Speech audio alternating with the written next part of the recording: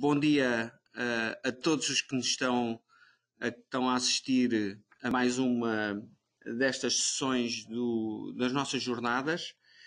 Vamos ter agora uma sessão relativa à navegação e serviços marítimos. Temos 3 comunicações. Primeiro temos previsto o Guilherme Nepomuceno, que já fez o seu teste e, portanto, está pronto a arrancar. Depois vamos ter a Rafaela Marques e finalmente a Liliana Pinheiro. Ainda não temos estes dois oradores em linha, mas logo que pode ser que decorrente desta primeira apresentação elas tenham tempo de se ligar e portanto vamos avançar mesmo sem fazer os testes com elas. Portanto, comigo eu tenho aqui, vou passar aqui para o lado e tudo, tenho aqui comigo o comandante Jorge Teles, especialista em navegação, portanto vai estar com muita atenção ou com atenção redobrada às vossas comunicações. O primeiro, vou então avançar para a primeira comunicação, que é sobre o estudo sobre a utilização do ECDIS na execução da navegação em águas restritas, e vou passar a palavra então ao Guilherme Nepomuceno. Ora, aqui.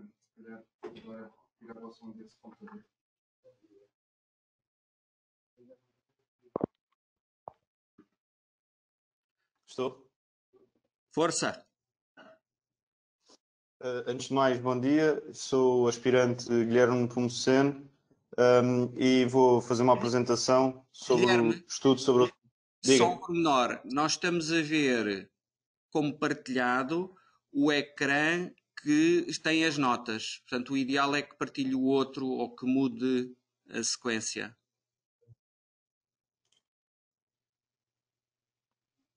Tenho aqui Share Monitor 2. Tem que ser. Já está? Ainda continuamos a ver as notas. Pode fazer assim, é só porque nós estamos a ver o das notas. Não, estou só a tentar mudar aqui no screen. Já está? Tá, agora está bom. Pode avançar.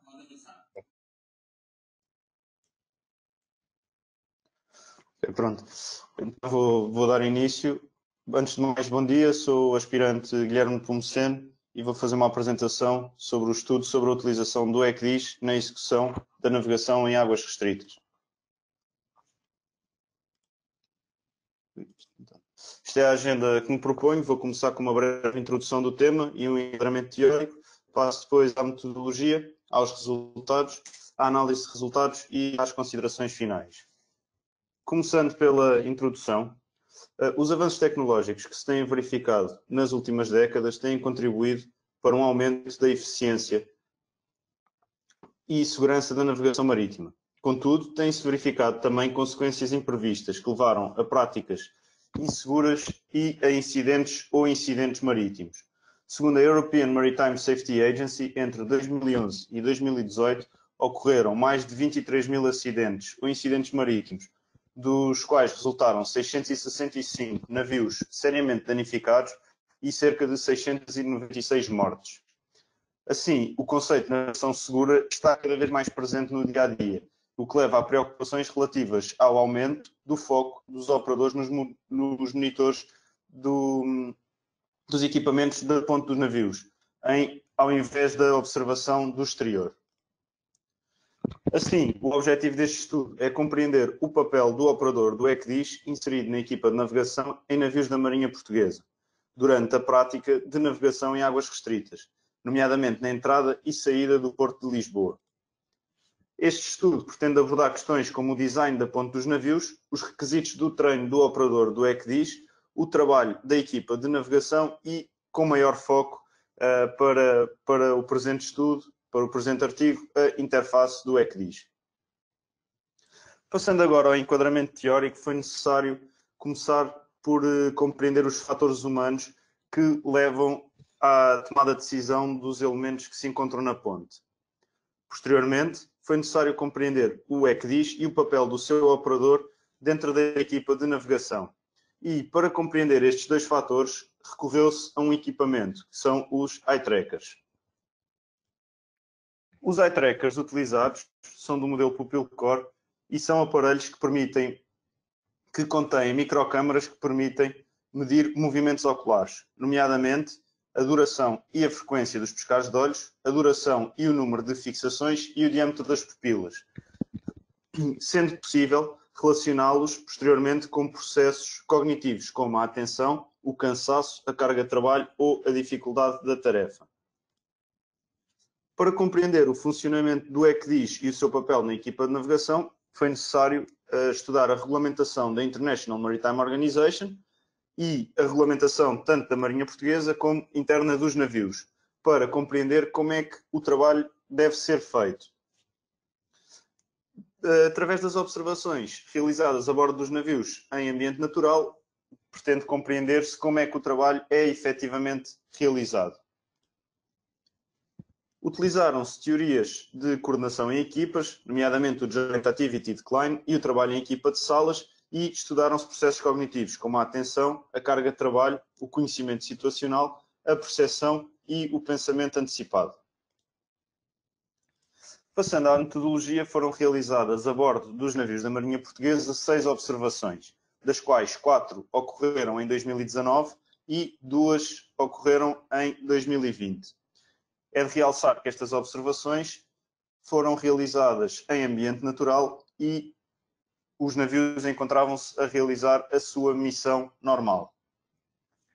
Assim, ao longo das 6 observações, encontraram-se algumas limitações, nomeadamente num local seguro da ponte para guardar o computador, com cabos ligados aos eye trackers, dificuldades no processamento da totalidade dos dados, sendo que por cada hora de observação resultavam cerca de 50 GB de dados, os processos burocráticos e as autorizações necessárias para realizar as observações, os problemas com a calibração do equipamento, sendo em ambiente natural, e a interferência com as atividades na ponte durante a calibração.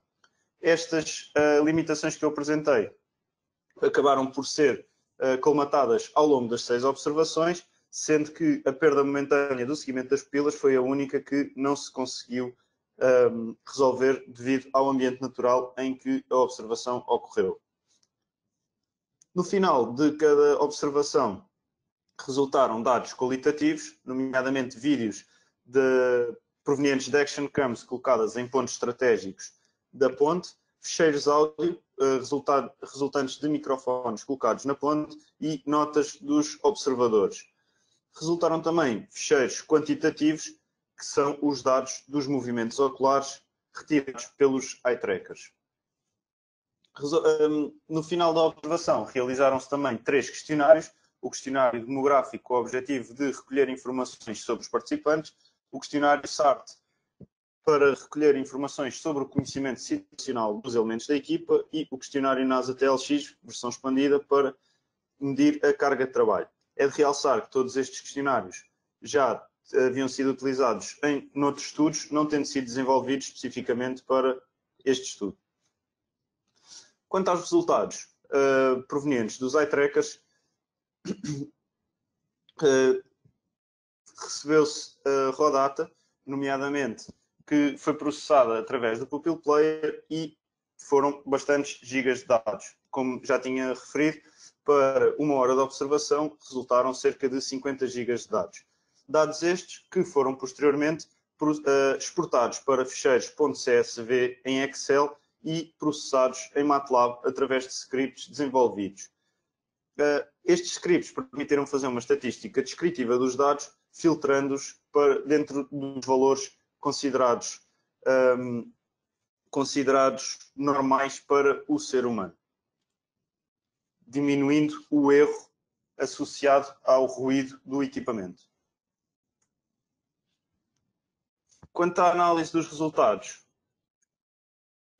foram desenvolvidas hipóteses, tendo sido a primeira a correlação entre o nível de atenção e carga de trabalho do operador com o tipo de tarefa, e criaram-se 2 situações distintas, nomeadamente A primeira situação em que se dividiu o trajeto efetuado por navio em pernadas, quando o navio segue estável em rumo e velocidade, e guinadas, quando o navio está a efetuar a guinada.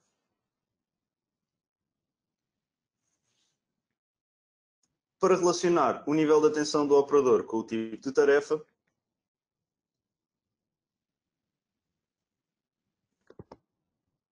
entre as pernadas e guinadas, realizaram-se testes estatísticos à nova, cujo resultado permitiu rejeitar a hipótese nula. Isto significa que as médias da duração dos pescados de olhos e das fixações são significativamente diferentes, indicando, com significância estatística, que o operador se encontrou mais atento durante as guinadas em relação às pernadas. Para analisar a relação entre a carga de trabalho do operador e o tipo de tarefa, efetuou-se o mesmo procedimento para a frequência de pescados de olhos e o diâmetro das pupilas, a que o operador é para verificar a carga de trabalho a que o operador é sujeito.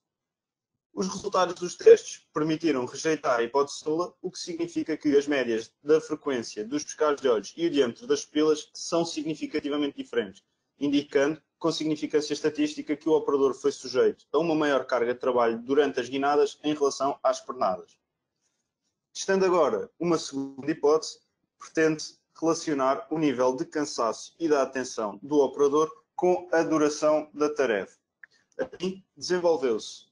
Assim, dividiu-se o trajeto total efetuado pelo navio em dois intervalos. Um intervalo inicial de 15 minutos e um intervalo final com os últimos 15 minutos. Para relacionar o nível de cansaço do operador entre o início e o fim da observação com a frequência e a duração dos pescados de olhos e com o diâmetro das pupilas, realizaram-se testes estatísticos à nova. Os resultados do teste para a frequência e duração dos pescados de olhos não permitiram rejeitar a hipótese nula, não sendo as médias dos parâmetros significativamente diferentes. Apesar da média dos diâmetros das pupilas entre os dois intervalos ser significativamente diferente, a média do intervalo 2 é superior à do intervalo 1, o que indica que o cansaço do operador não afetou o seu desempenho. Assim, conclui-se que para este tempo de observação, não é possível concluir que o operador é afetado pelo cansaço induzido pela duração da tarefa. Ao relacionar o nível de atenção do operador com a duração das fixações, através do teste A9, obteve-se aqui, neste caso, uma diferença estatisticamente significativa. No entanto, a duração das fixações é maior nos primeiros 15 minutos em relação aos últimos 15 minutos, o que pode indicar uma maior atenção do operador durante este primeiro intervalo, derivada da adaptação à interface do equipamento no início da navegação em relação ao segundo intervalo. Através da análise combinada dos dados qualitativos, ou seja, tanto dos vídeos das Action Cams como dos dados dos eye trackers, analisaram-se as interações entre o operador do ECDIS e o operador do radar, visto serem os elementos da ponte que utilizam sistemas de apoio à decisão tecnologicamente avançados. A variação do contexto, através do arranjo espacial da ponte, foi um dos fatores apontados, sendo que estes operadores interagem mais quando os equipamentos se encontram próximos um do outro, como é o caso do navio B em relação ao navio A, que os operadores se encontram de costas voltadas.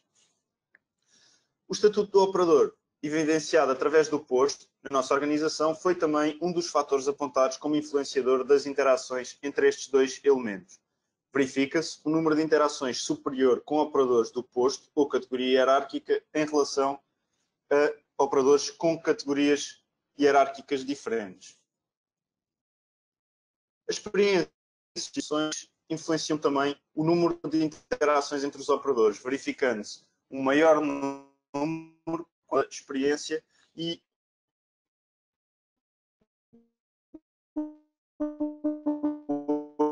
outro apresenta e interagem entre si. Através dos heatmaps criados pelos eye trackers, foi possível verificar um foco durante a observação, um foco maior no centro do display, onde está colocada a posição do navio. Do lado esquerdo, verifica-se também uma elevada concentração do foco do operador, sendo o painel informativo, onde o operador vai encontrar as informações necessárias ao relato situacional. Contudo, verifica-se que a informação no painel não se encontra disposta de forma sequencial necessária ao operador. Verifica-se ainda que o operador do ECDIS deve fornecer ao navegador informações que não constam no painel de informação, exigindo interação direta com o equipamento. Através da análise do modelo de Rasmussen, verifica-se que a atividade a que um operador do ECDIS é sujeito baseia-se maioritariamente na perícia e no cumprimento de procedimentos, o que exige uma maior experiência e treino ao invés de conhecimento. Com o estudo, este estudo teve impacto na utilização, na metodologia de utilização de iTrag em contexto natural, na análise e processamento estatístico, nas competências do operador do ECDIS, na organização da equipa de navegação, no conhecimento e disposição da interface do ECDIS, permitindo soluções para que a informação seja mais fácil de ler para o operador, e através do arranjo espacial da ponte dos navios. Dou assim por terminada a minha apresentação. Ok, Fica a aguardar questões. Pode partilhar a câmara. Vamos lá partilhar a câmara, que é para ser isto mais personalizado. E, portanto, eu deixo-vos agora um minuto de oportunidade para fazerem questões. Podem sempre fazer as questões usando a janela de questões ou a janela de chat. Também podem guardar para o final. Vamos ter aqui uns minutos onde posteriormente podem fazer alguma questão. Neste momento eu estou a olhar aqui para a zona das questões, não temos nada ainda previsto, mas eu sei que aqui o comandante Teles já tem aqui umas questões para si. De maneira que eu, até para aquecer com os outros assistentes, vou passar a palavra ao comandante Teles, que tem aqui uma pergunta para si. Bom dia, obrigado pela apresentação. O tema é muito interessante e sem dúvida importante para a segurança da navegação e para o trabalho da equipa de navegação. Uma das questões, ou melhor, a questão que eu tenho para colocar tem a ver com um fator que pode ser muito importante nessa medição dos parâmetros da atenção do operador ou do nível de atenção e da frequência com que consulta a informação. Que é se foi tido em conta ou se prevê em estudos futuros ter em conta também o parâmetro do treino e da adaptação que o operador já tem à plataforma e da própria equipa de navegação no seu todo, porque pode ser um fator determinante também para o nível de atenção que o operador tem.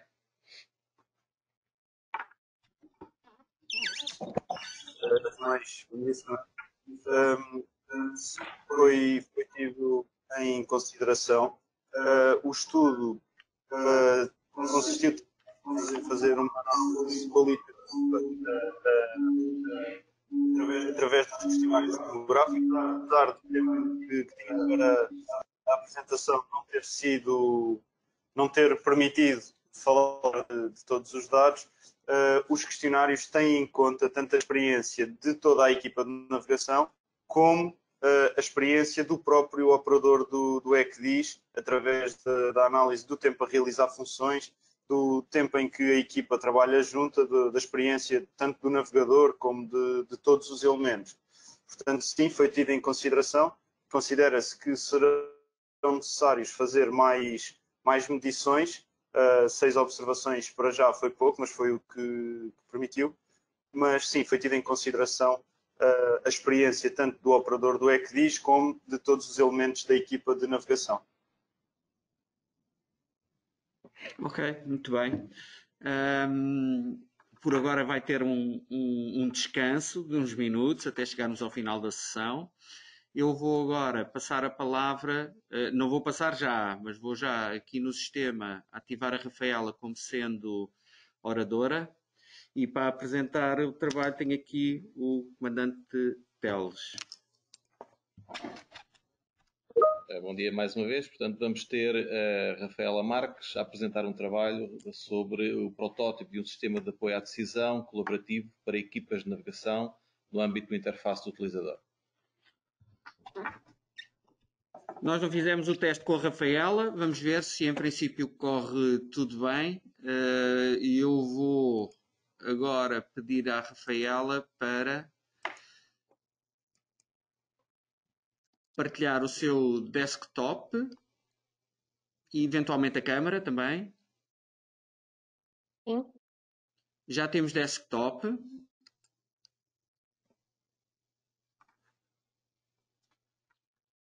Som. E a câmara também? Não temos som? Sim. Ah, já está, já está. Ok. Pode avançar. Conseguem ver a apresentação, correto?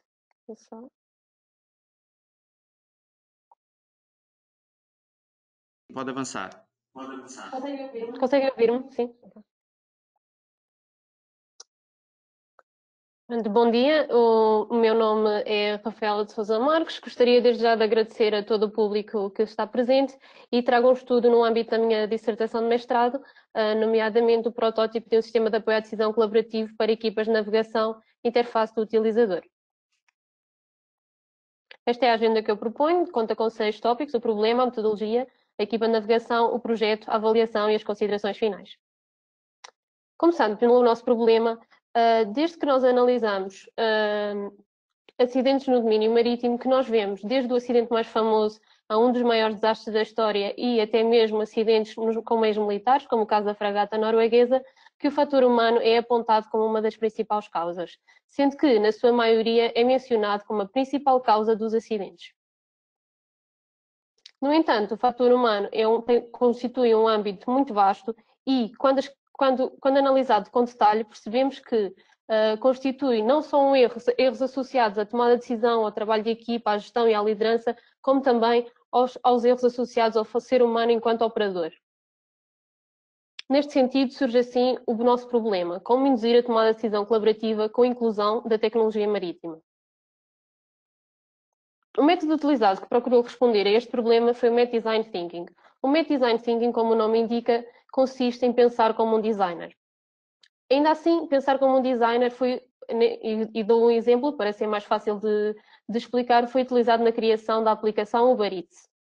No entanto, embora se pense que o pensamento de um designer talvez tenha sido utilizado na seleção das cores ou dos ícones apresentados, na verdade, o pensamento de um designer conseguiu reunir o smartphone, que existe há cerca de uma década, com o facto das pessoas prepararem e venderem comida há milénios, com o conforto que hoje em dia as pessoas desejam, que é estar com a sua família, manterem-se em casa através de uma plataforma que as pessoas já conheciam, que era a Uber. Desta forma, o Método Design Thinking aplicado constituiu 5 fases: a fase de empatia, definição, idealização, prototipagem e testes. A fase de empatia consiste em colocar-se no lugar do outro, conhecer as necessidades, desejos e motivações do cliente ou utilizador. A fase de definição não é mais do que interpretar e sintetizar todos os dados já recolhidos. A fase de idealização é então a primeira fase em que fomentamos as soluções para posteriormente as podermos prototipar. Isto é, colocarmos as nossas melhores soluções em prática, colocarmos as nossas ideias em algo concreto e, portanto, para que posteriormente as possamos apresentar ao nosso cliente ou utilizador na fase de teste. A fase de teste, mais do que avaliar o produto, é utilizada para gerar feedback, colocando o protótipo, então, o mais rápido possível nas mãos do utilizador. A fase de imersão, como não poderia deixar de ser, foi então conhecida a ponto dos navios e, desde logo, conseguimos encontrar 4 grandes áreas: o operador humano, os sistemas técnicos, os procedimentos operacionais e a interação humano-computador. Desde logo nós conseguimos perceber que era inevitável nós analisarmos o operador humano sem referirmos os sistemas técnicos, a interação que existe entre o operador humano e o sistema, neste caso a interação humano-computador, e até mesmo o porquê desta tarefa, os procedimentos operacionais. Assim sendo, mais importante do que cada uma das áreas foi perceber a interligação entre elas. Posto isto, entramos então na fase de definição, onde nós pretendemos sintetizar o que pretendíamos fazer no nosso projeto e definimos então um desafio estratégico, que constituía em diminuir a carga cognitiva de cada um dos elementos da equipa, aumentando a colaboração e o conhecimento situacional da equipa.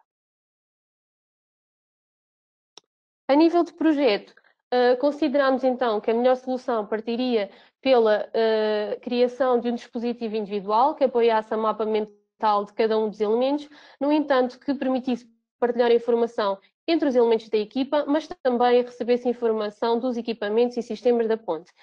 Por motivos de viabilidade financeira e ergonomia, consideramos que uma das melhores opções seria então um dispositivo utilizável numa plataforma tablet, no entanto que pudesse ser aberta e trabalhada noutros equipamentos, como sob a forma de browser.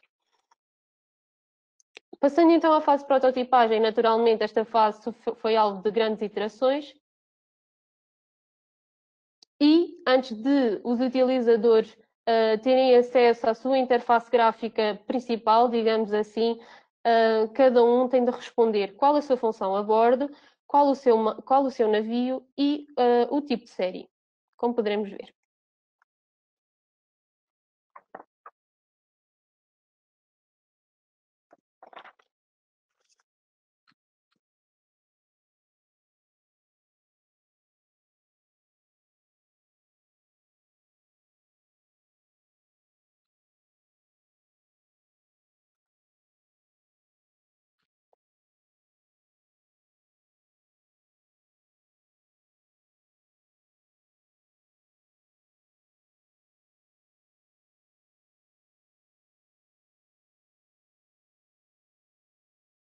Depois destas perguntas, o utilizador é então levado a selecionar o planeamento que pretende abrir.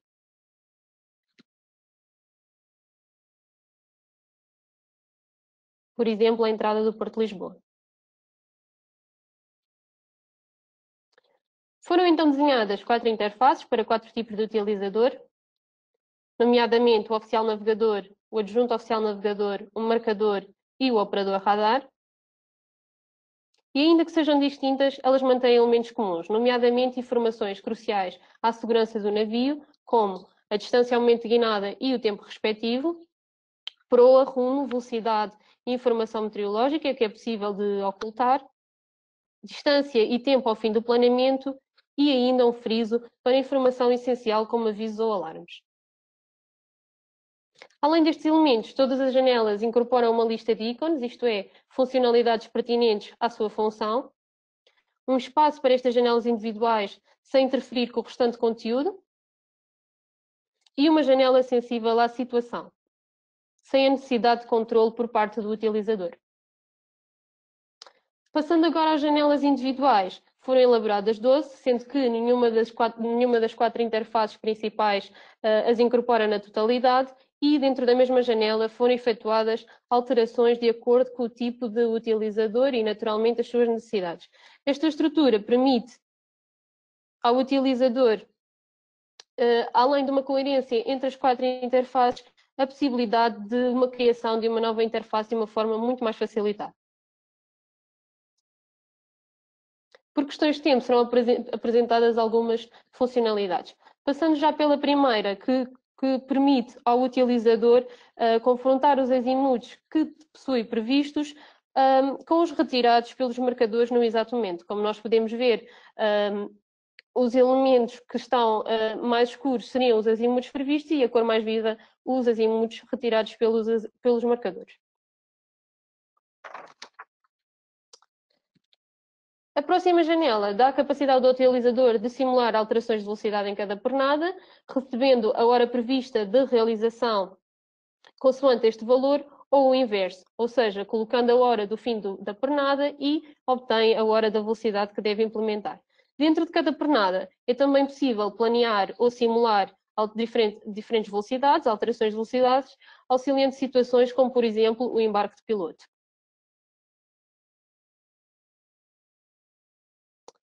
A próxima janela possibilita então ao utilizador saber não só o valor expectável de águas livres em qualquer altura do planeamento, como visualizar a evolução geral deste valor ao longo da pernada.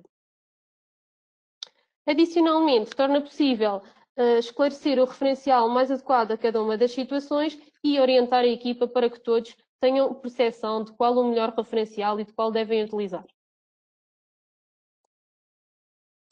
Esta janela tem por objetivo coordenar os marcadores, apresentando as marcas, neste caso a marca Alfa, a marca Bravo e a marca Charlie, e atribuindo-as, assim como atribuir a hora exata da tiragem. Por exemplo, nesta janela nós podemos ver que o marcador de stibord deve retirar azimut à marca Alfa e à marca Charlie e o marcador de bombordo à marca Bravo, às 12, 30 e 50, restando 3 segundos.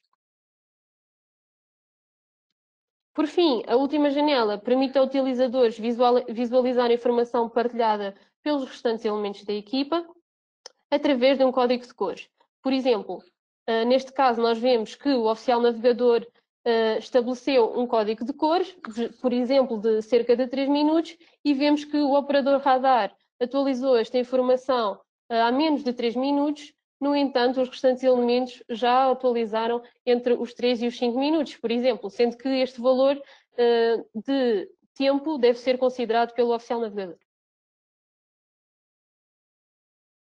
No que se refere à avaliação, como já foi dito, foram utilizadas técnicas que tiveram por base progredir este protótipo e não necessariamente para avaliá-lo.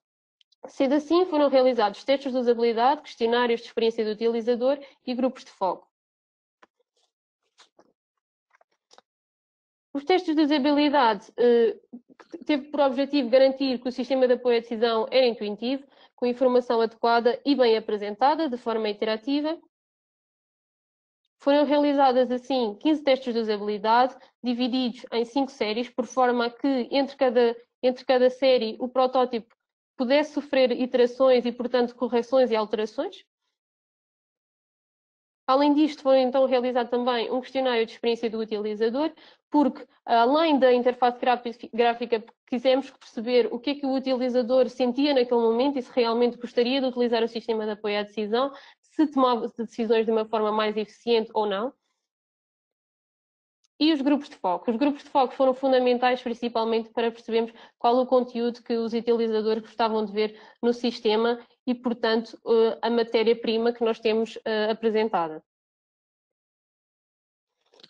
Apesar dos resultados serem, portanto, a solução final já apresentada, podemos mostrar ainda os resultados dos questionários, que foram bastante positivos, em que os utilizadores consideraram o sistema de apoio à decisão um elemento motivante, inovador e de fácil aprendizagem, assim como que possuíam a informação que necessitavam e gostariam de usar o sistema de apoio à decisão apresentado.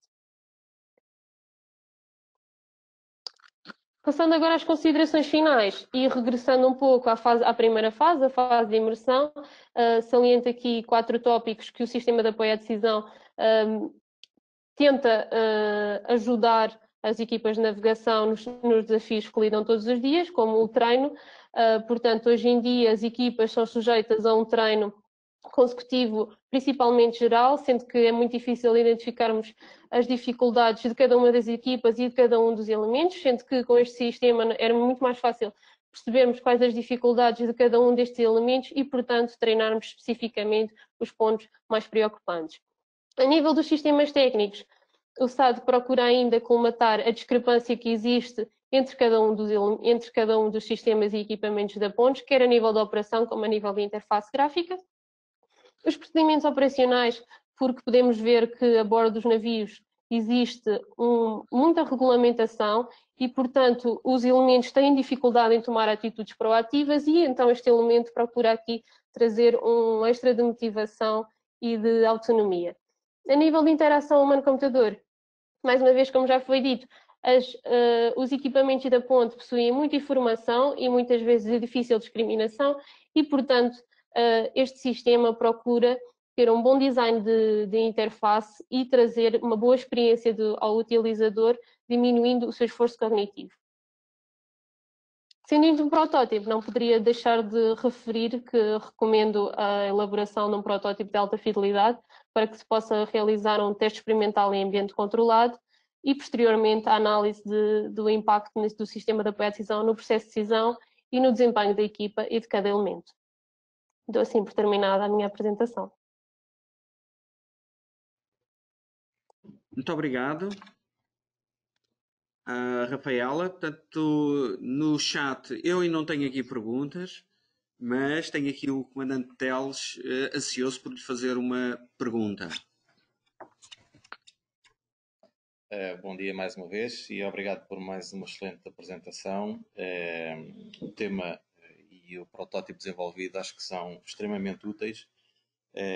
Eu tenho aqui duas questões. Uma tem a ver com a possibilidade, não sei se está previsto ou não, do protótipo ter algum tipo de histórico que permita depois à equipa de navegação, e nomeadamente ao oficial navegador, através de lições apreendidas, alterar eventualmente até o planeamento em função das dificuldades sentidas ao longo da interação com os marcadores, nomeadamente. A segunda questão tem a ver com a dependência cada vez maior dos sistemas informáticos e digitais e nesse âmbito, ainda na apresentação anterior foi falada a questão de evitar que as pessoas fiquem só a olhar para os equipamentos eletrónicos e têm que olhar para fora e sabemos que estes equipamentos dependem muito da parte das comunicações entre o navegador e os marcadores e de sistemas PNT fiáveis. E a questão que eu coloco é se também está previsto de alguma forma que este sistema possa ter algum tipo de alarmística para falhas a nível de comunicações ou de dados PNT que permita identificar que os dados que estão a ser recebidos, nomeadamente a nível de correlação do planeamento com as observações, não são propriamente erros, mas são problemas de falha desses sistemas. Okay. Muito obrigada pelas perguntas, Sr. Comandante. Relativamente à primeira questão, como eu disse, não sei se estão a ouvir bem, como eu disse na parte das considerações finais, seria um dos pontos positivos, era o próprio sistema de apoio à decisão conseguir recolher o histórico tanto do navio, dos movimentos do navio, como das atividades que os próprios operadores teriam no sistema, de forma a conseguíssemos não só corrigir o planeamento de navegação, através do que nós conseguimos dos dados do navio, como também dos próprios operadores. Portanto, se nós vemos que de 3 em 3 minutos não conseguimos atualizar uma informação e temos estes dados, talvez seja necessário, ou se um elemento não consegue atualizar esta informação de 3 em 3 minutos, talvez nós precisamos treinar aquele elemento especificamente naquela função e assim conseguir evoluir não só a nível de planeamento, como a nível de trabalho de equipa. Passando à segunda questão e a nível da dependência dos equipamentos, procuramos também aqui no sistema de apoio à decisão trazer muitas tarefas que são feitas pelos próprios elementos e pelo trabalho de equipa e não somente nos próprios equipamentos da ponte, como no caso do fluxo entre o adjunto oficial navegador e o marcador, ou do próprio navegador com a restante equipa, com a última janela da informação partilhada, para trazermos aqui um pouco a informação que eles passam entre eles e não somente com os equipamentos. Não sei se respondi à sua questão. Posso? A minha questão não era bem nessa área, e eu compreendo e apoio a 100% que isso é uma mais-valia. A minha questão é, o próprio equipamento pode estar a receber informação desatualizada dos sistemas PNT, por exemplo, e eu queria saber se está previsto algum sistema de alarme para essa situação. Não está previsto nenhum sistema de alarme para a situação de falha no caso da recepção de informação, mas lá está, nós tentamos muito focar-nos na informação que os próprios operadores inserem no sistema de apoio à decisão. Portanto, caso nós recebamos essa informação no equipamento, compete ao operador transmitir essa informação ou corrigir essa informação para o sistema. Muito bem, Rafaela. por agora fica dispensada de mais esclarecimentos. Vamos aguardar pelo fim da sessão, a ver se aparece mais alguma questão na parte de chat, por quem está a assistir. Vou agora, portanto, já pode parar de partilhar a câmera e o seu desktop. Agora, e sem rede, temos a Liliana, que nos vai fazer... Ora, Liliana, make presenter. Yes. Portanto, nós não tivemos a oportunidade de fazer o teste de comunicações com a Liliana porque estava envolvida numa sessão no auditório número 2. Portanto, nós já estamos a ver o seu desktop, está bom, e estamos a ver a sua câmara. Vamos só fazer teste de som. Olá, bom dia. Estão-me a ouvir? Bem. Está ok. Portanto, eu vou-lhe dar a palavra. A Liliana, apresente-se na mesma, mas a Liliana vem do LENEC e tem uma comunicação sobre Behavior of Moored Ships in Azorian Ports during Hurricanes Lorenzo and Elsa. Portanto, Liliana, pode avançar. Muito obrigado.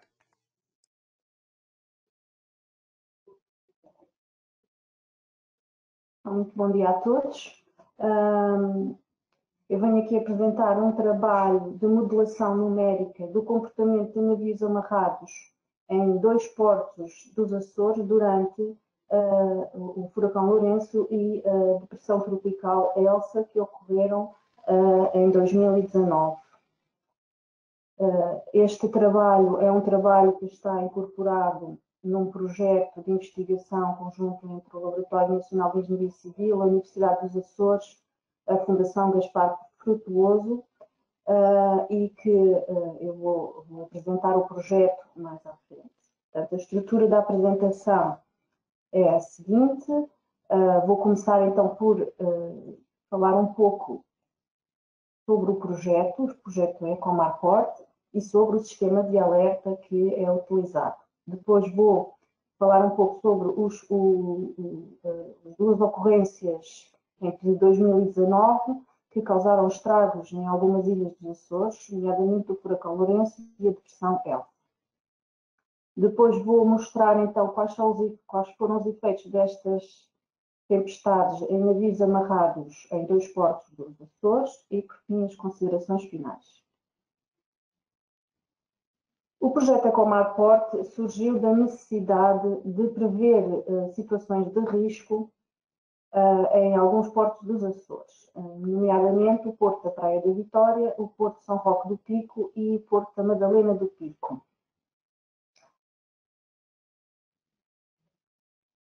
Os Açores têm sido cada vez mais afetados pelas tempestades do Atlântico e têm causado preocupações crescentes aos portos e às comunidades costeiras. Neste sentido, a Portos dos Açores gostaria de ter uma ferramenta que lhe permitisse prever situações de risco, nomeadamente dentro das zonas portuárias e para os seus navios atracados. Este sistema teria que emitir alertas às entidades responsáveis para as situações de emergência e também garantir a segurança dos navios amarrados e das operações portuárias. Já existia um sistema de alerta em funcionamento para o Porto da Praia da Vitória, é o sistema Hidralerta, e este sistema teria que ser, no âmbito deste projeto, estendido aos portos de São Roque do Pico e da Madalena do Pico. O sistema Hidralerta é um sistema que foi desenvolvido para os galgamentos costeiros e ao qual foi então adicionado um módulo para a segurança da navegação e dos navios amarrados. A metodologia utilizada é de modelação numérica integrada, em que são utilizados diversos modelos numéricos adequados, mas com baixo custo computacional, para podermos efetuar simulações rápidas e diárias e fazer previsões para os 3 dias seguintes. O sistema tinha que ser modular, flexível e personalizável a outros portos. O sistema, então, de alerta que foi desenvolvido consiste na sucessão de diversos modelos numéricos que nos permitem partir de previsões atmosféricas sobre a área do Oceano Atlântico e que são fornecidas diariamente pelo Centro Europeu de Previsão Atmosférica e que constituem então o ponto de partida para as simulações numéricas subsequentes, em que, com o modelo SWAN, podemos propagar as ondas para uma região mais próxima do local de interesse, com algumas centenas de metros quadrados, e, por fim, utilizar um modelo mais específico a regiões portuárias e abrigadas, que nos permite propagar as ondas para o interior dos portos. Este modelo é um modelo GRINS, é um modelo desenvolvido no LUNEC e que foi então incorporado aqui neste sistema. Por fim, as características da agitação marítima que são determinadas no local onde o navio está amarrado são então constituem condições de entrada para um modelo que vai simular o comportamento do navio amarrado. Primeiramente, o modelo WAMI, que nos fornece os coeficientes hidrodinâmicos do navio, e, por fim, o modelo BAS, que faz a resolução das equações de movimento do navio, tendo em conta também outras ações externas ambientais, como o vento e as correntes. Conhecendo o sistema de amarração e resolvendo então estas equações, que eu vou apresentar um pouco mais à frente, o nosso resultado final são a quantificação dos movimentos do navio nos 6 graus de liberdade e as forças nas amarras. Por fim, tendo esta informação sobre os movimentos e as forças no sistema de amarração, temos um módulo que nos vai permitir avaliar o risco que este navio amarrado está sujeito, utilizando para isso probabilidades de excedência de determinados níveis impostos e também as consequências da excedência desses limites. Com esta informação é estabelecido o nível de risco, que vai de 1 até 5, o 1 sendo um nível verde, sem consequências, até ao nível 5, que é o nível de risco extremo, em que, por exemplo, podemos interditar as operações de carga e descarga dos navios, avisar as entidades portuárias de que há uma grande possibilidade de ruptura de amarras e até de danos nas infraestruturas. Todo este sistema produz então estes alertas com 3 dias de antecedência e eles são produzidos numa página web e também através de boletins enviados por e-mail. Vou agora passar a explicar um pouco sobre cada um dos modelos que são utilizados. Portanto, como eu já disse, as previsões do Centro Europeu são obtidas todos os dias, de 3 em 3 horas para os 3 dias subsequentes. Estas previsões resultam de simulações numéricas com o modelo WAN e também com as previsões do vento. Nós retiramos a informação, portanto, no local de interesse. No nosso caso aqui desta apresentação, é o grupo central do arquipélago dos Açores, nomeadamente as ilhas de Praia da Vitória e da Ilha do Pico. Com esta informação, constituímos então as condições de fronteira para utilizar o modelo SWAN. O modelo SWAN é utilizado com 3 malhas encaixadas, em que temos como condição de fronteira as ondas e também temos a ação do vento a atuar sobre toda a malha simulada.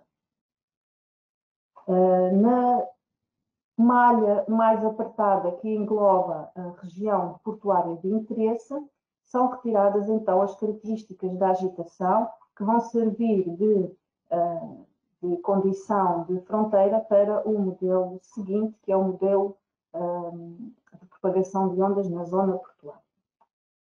Esse modelo é o modelo GRINS, é um modelo linear de propagação de ondas de elementos finitos e, portanto, este modelo tem como pressuposto a correta caracterização das fronteiras do domínio com condições de reflexão bem definidas e que variam com o período das ondas e, obviamente, com as características da fronteira.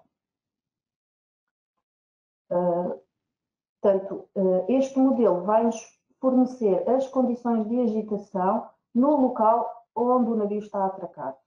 E com estas condições, vamos então passar para a parte da simulação do comportamento do navio amarrado.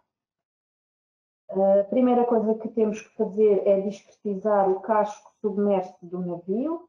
Ele é discretizado com painéis, que podem ser triangulares ou retangulares, e este modelo fornece-nos todos os coeficientes hidrodinâmicos do navio e também as funções de transferência, que são funções que relacionam a frequência e o ângulo de incidência das ondas sobre o navio com a força que é exercida segundo cada um dos modos de movimento. Por fim, temos que também caracterizar muito bem a amarração do navio, portanto, definir quais são as coordenadas dos pontos de amarração e também as características elásticas das amarras e das defensas. Portanto, temos que conhecer as relações constitutivas das amarras e defensas. Com toda esta informação obtida a partir dos modelos numéricos, conseguimos montar um sistema de equações de movimento. São 6 equações, uma equação para cada grau de movimento, em que a resolução destas equações nos vão fornecer quer os movimentos nos 6 graus de liberdade, quer as forças nos cabos de amarração e também nas defensas. Passando agora à aplicação deste sistema à ocorrência do furacão Lourenço. O furacão Lourenço passou junto aos Açores no dia 2 de outubro de 2019, já perdeu força e passou a ser uma tempestade de categoria 5, mesmo assim foi a mais forte a atingir as ilhas dos Açores nos últimos 20 anos. Os ventos chegaram a cerca de 163 km por hora e alturas de onda até 15 metros de sudoeste. Houve incidentes em quase todas as ilhas e danos na ordem dos 330 milhões de euros. Portanto, foi um furacão bastante destrutivo, para o qual foram emitidos diversos alertas às comunidades. No entanto, o nosso sistema pretende saber com detalhe o efeito destes eventos extremos no interior de portos específicos e para navios específicos amarrados. Vou agora só mostrar então o resultado do sistema para o furacão Lourenço, tendo em conta o navio ferry, que eu não referi há pouco, mas é o navio Gilberto Mariano, amarrado na rampa Roró do Porto de São Roque, e podemos verificar que para a passagem do furacão Lourenço, as forças nas amarras, nos 3 dias portanto, subsequentes ao dia 2 de outubro, temos realmente um aviso vermelho, mas apenas aqui para as 6 horas da manhã do dia 2 de outubro, e podemos verificar que para o restante período não houve qualquer aviso nem para o navio amarrado, nem para os galgamentos nas estruturas do porto.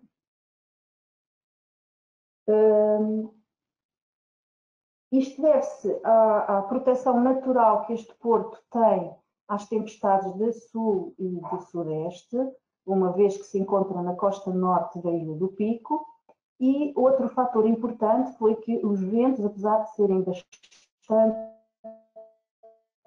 fortes, sobre o sul e sudeste, ajudam a manter o navio contra o cais. Já no caso do Porto da Madalena do Pico, este mesmo furacão já produziu uma série de alertas vermelhos para os navios amarrados e também para as estruturas portuárias. Como podemos ver aqui,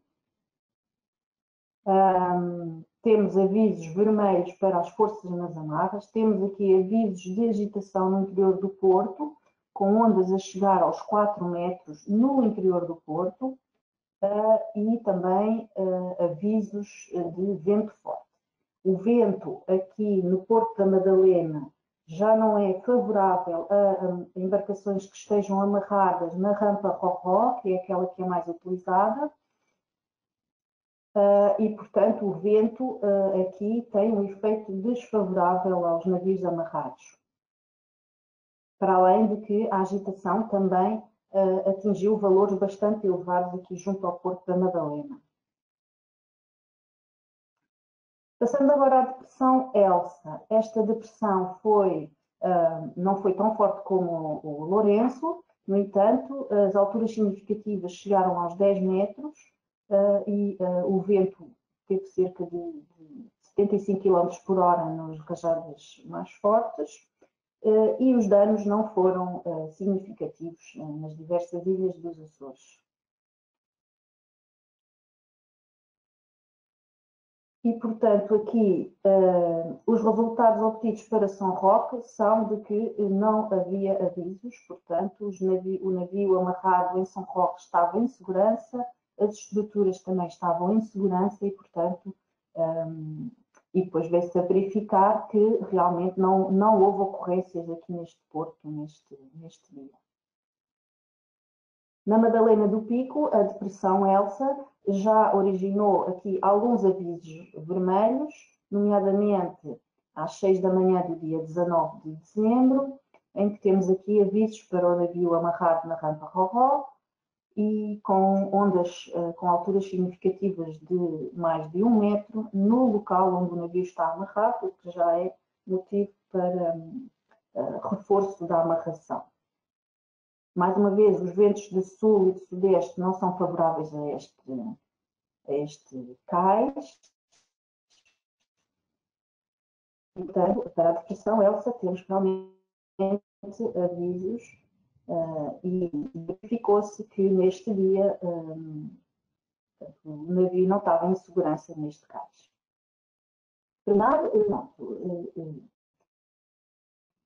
Este sistema, como é óbvio, tem dado dados históricos, no sentido de garantir a sua fiabilidade, e foi isso que tentámos fazer aqui. Tentámos reproduzir 2 grandes tempestades e ver quais eram os avisos emitidos para essas tempestades e com esta informação com o que realmente aconteceu nesses portos, nesses dias.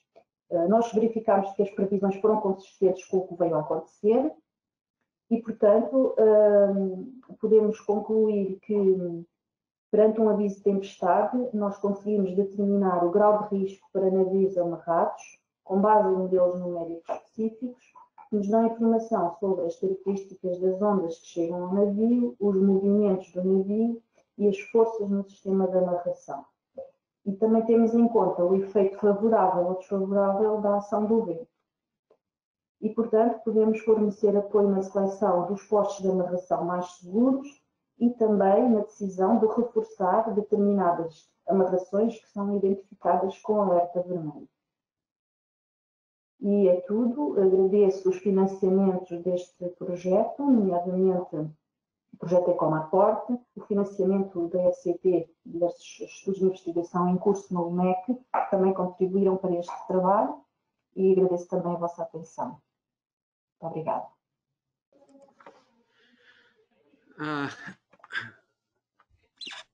Vamos lá ver. Eliana, muito obrigado pela excelente apresentação, um tema muito interessante e naturalmente para nós que nos preocupamos sempre se o navio está bem amarrado ou não, enfim, um instrumento precioso. Eu próprio tenho logo aqui uma pergunta que gostava de fazer, mas eu começava por dar oportunidade a uma questão que foi colocada pelo comandante Plácido da Conceição, e a questão é, para alguns portos do arquipélago, poderá uma grande alteração das fronteiras do interior do porto, resultante da dimensão dos navios atracados, tais como navios de cruzeiro, na Horta e Ponta Delgada. O modelo de agitação marítima incidente, DREAMS, é ajustada em função da presença de navio no porto. Isto é efetuado algum tipo de ajuste das condições de fronteira no interior do porto? Portanto, isto é uma primeira questão. Vou-lhe passar a palavra. Peço desculpa, podia repetir a questão, é que eu fiquei sem som momentaneamente e não ouvi a questão. Okay. Portanto, a questão relaciona-se com o facto de a presença de alguns navios em porto, principalmente navios de grande dimensão, poderem alterar as condições de fronteira do modelo que é utilizado. E, portanto, a pergunta é se a forma do navio, a sua dimensão, está a ser incluída nas condições de fronteira, para depois até, em termos de propagação da agitação marítima no porto. Sim. Portanto, este sistema é montado para um navio específico. Neste caso aqui, utilizámos o navio Gilberto Mariano e, portanto, o modelo de comportamento do navio é específico para este navio e para as condições de carga que são impostas também ao modelo. Se quisermos saber para outro tipo de navio, temos que fazer a descretização do casco, calcular os coeficientes hidrodinâmicos. Portanto, isto são tudo simulações que são feitas a priori, não são feitas todos os dias, não é?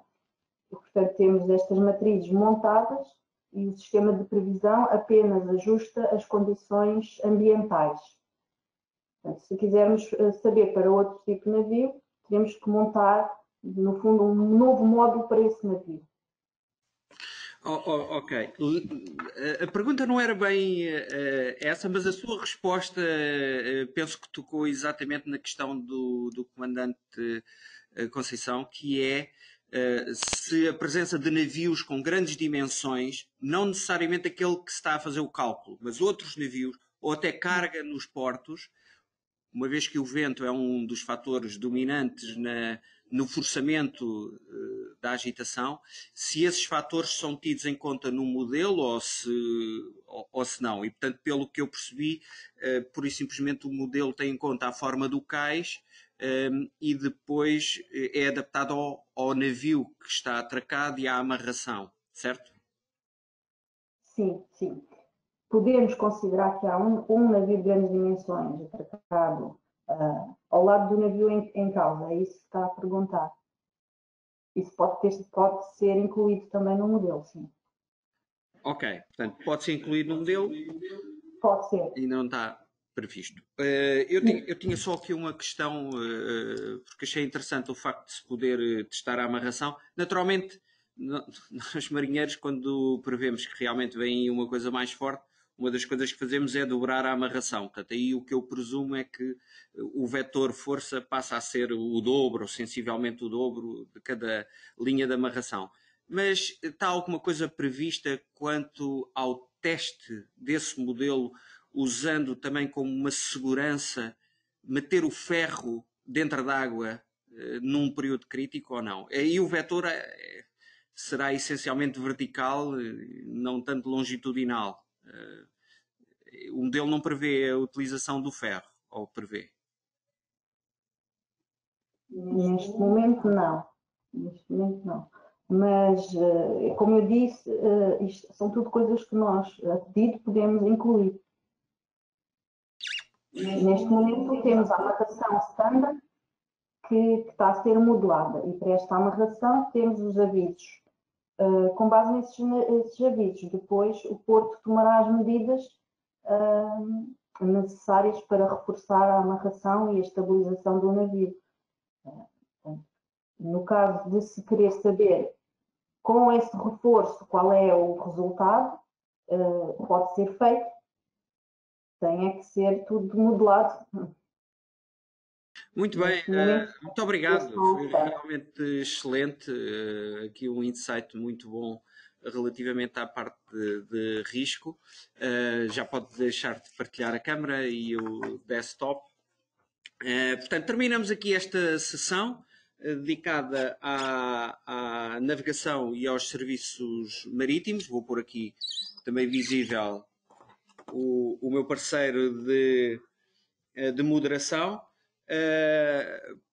Portanto, ainda assim, se alguém mais tarde desejar fazer alguma questão aos autores, pois é só enviar e-mail, está previsto que assim seja, de acordo com os contactos vão ser publicados nas atas.